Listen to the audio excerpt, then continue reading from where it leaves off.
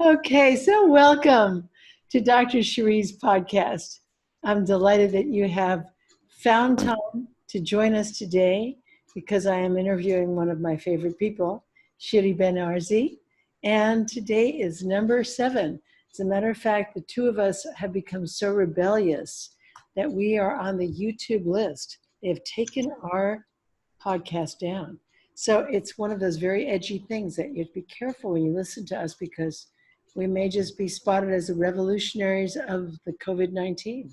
So with no further ado, I'm going to bring on Shiri. Here we are together again. Now today you wanted to talk about the inner compass, connecting with it, finding it, and allowing it to be one's guide. Yes? So we Yes. start. Yeah. So the idea is to create this compass, this inner compass or GPS or roadmap. You use whatever metaphor resonates and works for you. But to create that inner tool that will help us navigate our way through changes. Because changes can be tricky and changes can work in a way that we didn't expect. So we can find ourselves during a period of changes in a situation where change hasn't been completed yet. We don't know what the new normal is or the new situation is. So we can't start making plans and things keep changing around us. Like now, every day there are changes. So how do we keep grounded? How do we navigate our way through it? How do we keep focused? How do we keep aligned with our values? How do we keep sane? Yeah. I think they're important questions, and I'm really glad we're talking about that today because the constant right now, we have two polar opposites that are constant.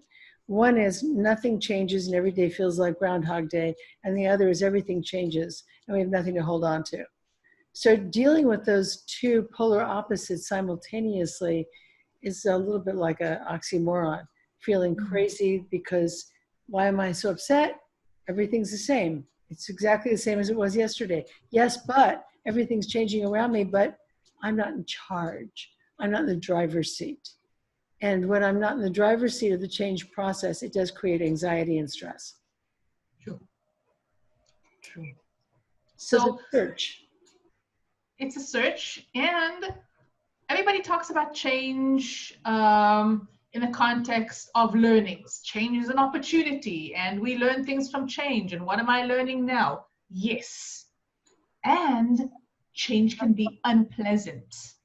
Sometimes change comes and we did not ask for this change, nor did we give it permission. And it feels like this change invaded our lives and disrupted them.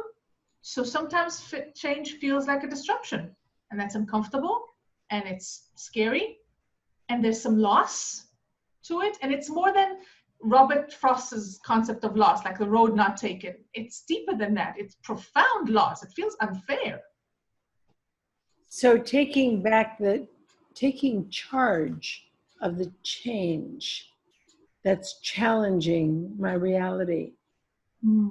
Getting back in the driver's seat of one's life, especially when you feel like you're riding around in the trunk. Yep. But then we also have to understand that when you are driving this vehicle that is your life through a period of changes, it's a different way of driving. So you have to use your skills in a different way, or maybe even use some new skills because the road is not clear. And maybe you have to drive, slowly. Maybe you have to pay more attention. What do you need to pay attention to? What happens when you feel that your car is spinning out of control and you're shifting gear and that's not working like you thought it should work, or you're used to how it should work? Things are different. They changed. Even your car is changing. So how do you drive a car that's all of a sudden changing? So what are the things that you can trust? Yeah. And what are the things that you need to be certain of? And what are the things that you need to do in order to be able to navigate through changes with integrity, connected to your values, in a way that honors you, in a way that promotes goodness and doesn't harm anyone else, including yourself. So I think one of the steps in that process is one finding a calmness. Because if you're in your head and you're what if, and you start spinning out of control, anticipating the worst that can happen, that's not going to allow you to find your inner compass. Finding your inner compass or your ballast or your center only comes from a bit of, as you mentioned, focus, trust, and the certainty about who you are and grounding that.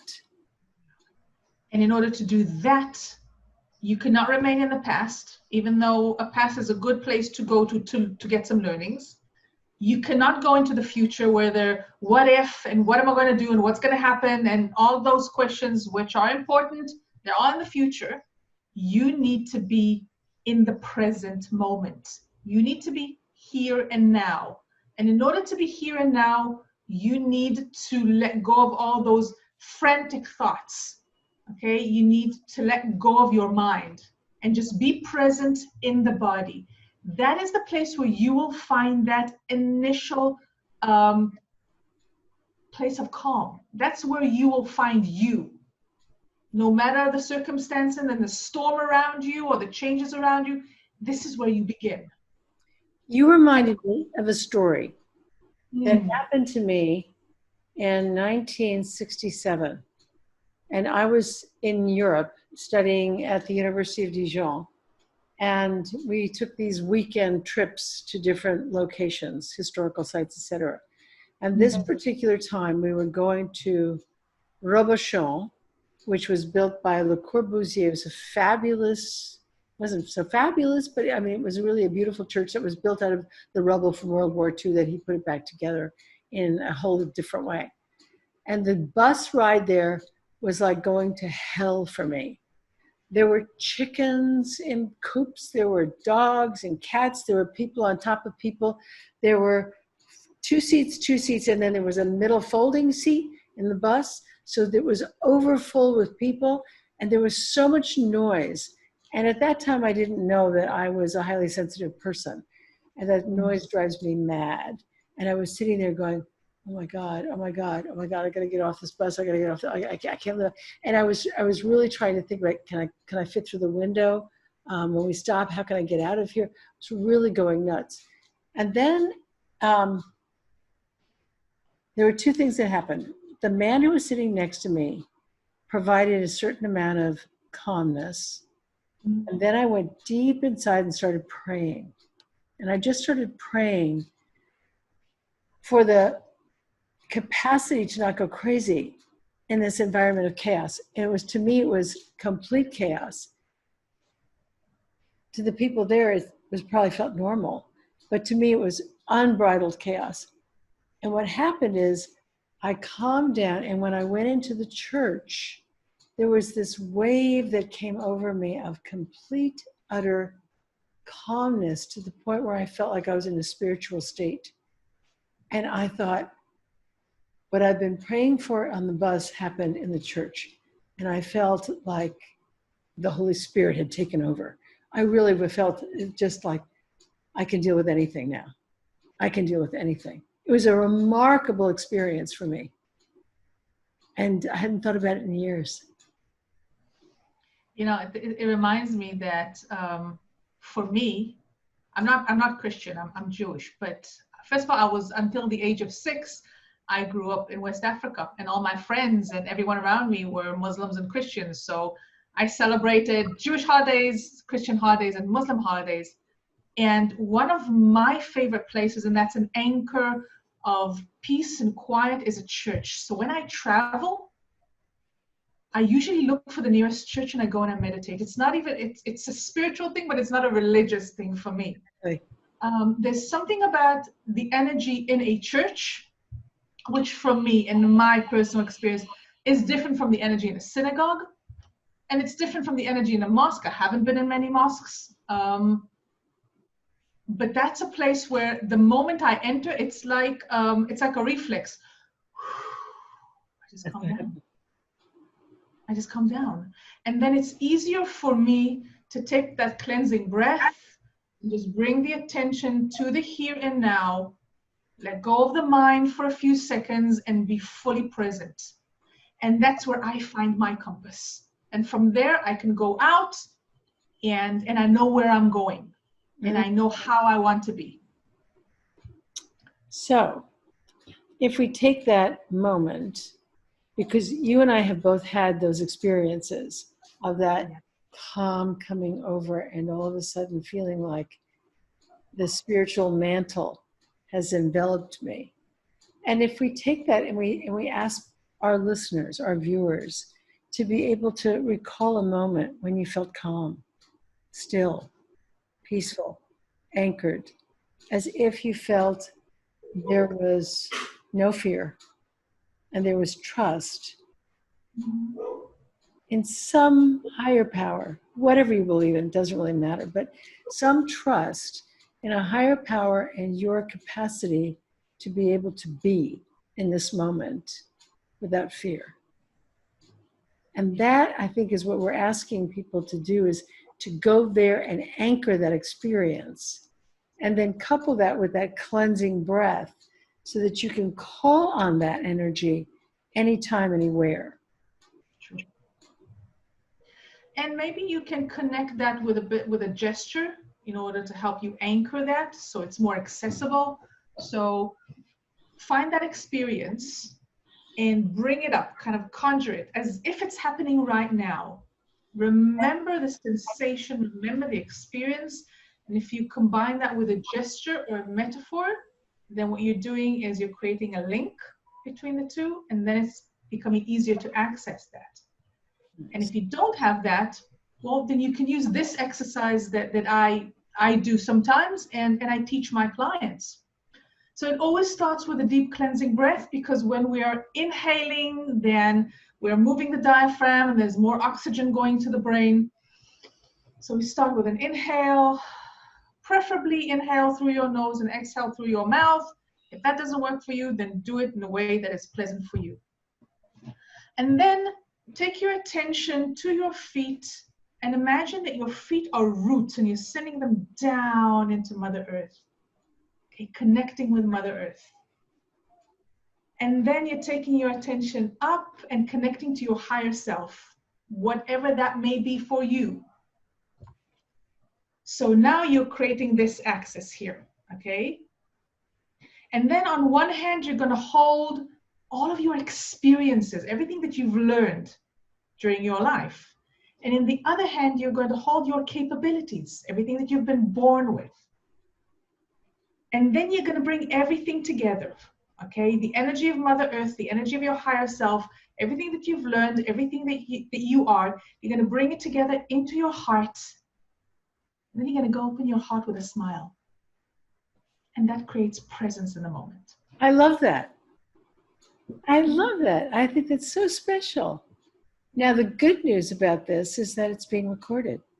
So you can play this over and over again, and you can call that forth for yourself. Is that nice? Thank you, Shiri. That was beautiful. So when you do that in the midst of change, what you feel is an immediate experience of being anchored in yourself. And then you can ask yourself, what is true for me? We're looking at what is called the 2% truth. There's a 2% truth are the things that are true for me regardless of the circumstances.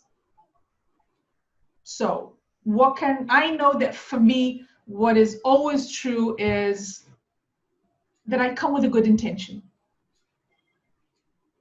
Sometimes it gets screwed up on the way. But I come with a good intention to do good. Right. And the other thing that is absolutely true for me is that I pick up on energies. Like I have this sensor in my gut that when something doesn't feel right, doesn't feel precise, something feels a little bit off, even if I can't name it, I can't put my finger on it, I have learned to trust that because something is off for me in that moment. Mm-hmm. And this means sometimes I need to stop, sometimes I need to slow down, but I need to trust my gut feeling. So these two things are absolutely true for me when everything is changing. That's great. Trust your gut. Yeah. So what's true for you? What is the 2% truth for you? Whenever I get uncertain and not sure about what to do or what to eat or not to eat, those kinds of moments. Am I hungry? Am I not hungry? Am I eating out of boredom or am I eating because I have an appetite? What is happening right now? I do two things. I usually call forth and ask for help from God, my angels and spirit guides and people who've passed over, because I ask them a lot from their perspective that they can see more than I can see. So I just say, I need a message, God. I need a message about right now, this moment. What's the next thing that I need to do? And they come like that. They come so fast. And they're just always crystal clear. It could be, get a glass of water. Okay, I can do that. Or it could be, sit down and meditate. Or it could be, tackle this module. But they come in very clear directives. It's not like there's a lot of uncertainty. Or it'll say, have a rice cracker. You can do that. And usually there are things that I didn't think of myself. I hadn't had them in my mind, but they are things that I can action. I can take action on them without a lot of thought. I mean, I could argue with them. I could say, yeah, but this isn't the right time, and I'm going to eat in an hour, and I'm really going to, and I have these I could argue, but I've given that up. Many years ago, I just gave up arguing with the messages. So now what I do is I ask, I listen, I trust, and I do. And that's something that works for me during my waking hours. Right. It may sound crazy, but it's, and sometimes it'll say, take a deep breath. It'll just say, take a deep breath. That's a lot. That deep breath can change a lot. Only sounds trivial, but it's not. It's really profound. I think another thing is really changing the way we look at stability. We tend to look at stability as something that is fixed, but maybe it's not. So if you were on a little boat in the middle of a lake, right, how would you maintain stability? The stability would be dynamic. Okay, it would be your ability to move with the waves, with the movement of the little boat. That's a different kind of stability. And that's a stability that's more appropriate for times of change. So you need that inner movement that is connected to inner flexibility. Because if you're going to be rigid, you're going to be knocked over. So it's about... So that is a really interesting thing, because when you're in a boat or on a boat, you can see the waves, you can feel the waves, you can actually get your center of gravity low enough and anchor yourself so that you can move with the waves and the flexibility. But in an airplane, you can't see the waves. True. So those currents come without giving you any warning. You don't have any warning whatsoever. And so the turbulence and the chop that happens in a plane happens, and all of a sudden you're jostled around, and it's a different kind of having to find your stability in the middle of turbulence that you can't see or anticipate. Mm-hmm.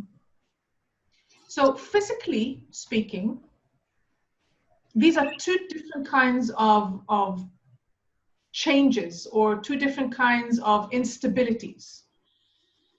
And the body works with them in a different way. So when you're on a boat, for example, or the ground underneath you isn't stable, you're going to use your pelvic area in order to stabilize yourself. So it's like the warrior position in martial arts. Okay, you take your way down to your abdomen area, your pelvic area. You're going to bend your knees a little bit. You're going to tuck your tailbone, and that's how you create that stability that works with the changes. So what does that mean, you know, taking our attention or creating a center of gravity in our pelvic area? The energy of the pelvic area is a very basic energy of life. Okay, it's about what we need. If you look at the chakras there, okay, you have the first two chakras in that area, and that's talking about our basic needs for survival. Okay, so what do we need in order to survive? Okay, we're not, and this is not going into survivor mode, okay, like all frantic, I need to, no. What are the basic things that I need right now in order to hold myself? So physically speaking, we need to eat and drink, and we need warmth, and we need sleep, and we need touch, and we need contact. So the ability to take your attention, your energy to your pelvic area, what you're doing is you're assessing what are the things that I need right now in order to maintain my inner stability. When you're experiencing turbulence in a plane, you're going to feel them usually in your breath and in your guts. So you're going to feel nauseous because your guts are moving. And the way to stabilize that is going to be through your breath, through your diaphragm. So whenever you feel that your breath is constricted, your chest or your guts are constricted, you're going to inhale deeply. And whenever you feel that there's a lot of air inside you and you're kind of floating, you're going to exhale. And that's how you're going to balance, not through the pelvic area. So if we look at the metaphor of breathing, breathing is about making space for myself, acknowledging that this is a space that I'm taking, okay? And this is what I need. The air that comes in is something that plays with, goes in and out. There's a circular movement here, okay? It's not this movement, it's this movement. It's more circular. It's a different energy, different skills that are needed. It's also playing with polarity, in and out. Okay, so when something contracts, I'm going to expand it. When something expands, I'm going to contract it a little bit. So it's a different energy. And if we take these two metaphors, okay, as lenses, and let's look at the changes that are happening in our lives right now. Where do I need to create that balance through the pelvic area? Okay, that warrior position. Bring the energy down, make the center of energy low. Ask myself, what do I need in order to be balanced here? And when do I need a different kind of energy that's more circular, goes in and out? It also means I'm connecting with others, playing with polarities a little bit. So another thing that we can do when we're going through times of change is listen to the body, because the body mirrors things to us. The body speaks to us all the time in metaphors and sensations. Listen to it. You don't have to, it's not too complicated. Listen to, there's something uncomfortable coming up in the body, a sensation. Ask yourself, this sensation is like what? Just ask, what's it like? Okay, you don't have to go deep into what is it teaching me? What does it symbolize? What would Louise say about it? She's fabulous, okay? But keep it really simple, okay? This feeling, what is it like? What's happening? Something will come up for you. And work with that. Very nice. So, in summary, what we want for our viewers and listeners to be able to take away from our conversation today is that you have the power to be able to find stability in the midst of chaos. And it has a lot to do with your intention and your willingness to create your own compass or GPS within yourself so that you can find that center when you need to, through your breathing, through your warrior pose, through your pelvic anchoring, and through that cyclical breathing that allows you to breathe in and breathe out, and to find yourself the space that you need to claim to be able to be centered, focused, grounded, and in alignment with your highest and best self. Yeah. And when you do that, from that place, you go back to your values. And after you have identified the values that you need at this point, those values, those core values that are non-negotiable, okay, even when there's a crisis, even when things are changing, even when you're in a place of not knowing, then you go and look, what are the beliefs that serve me here? And as you ask that, some limiting beliefs will come to meet you as well. And that's okay. But now that you are centered and you have created that place of inner calm and stability, you can deal with those as well. Great. So, Shiri, once again, thank you so much for joining me today with your words of wisdom. I love it. I think we should change the name of this to Shiri and Shiri Speak Words of Wisdom. I love that name. During the pandemic or whatever. Anyway, thank you for joining me. Really fun to talk with you as always. And thank you for joining us. And we hope to see you again next week for another issue of Dr. Shiri's podcast. Thank you. Bye-bye.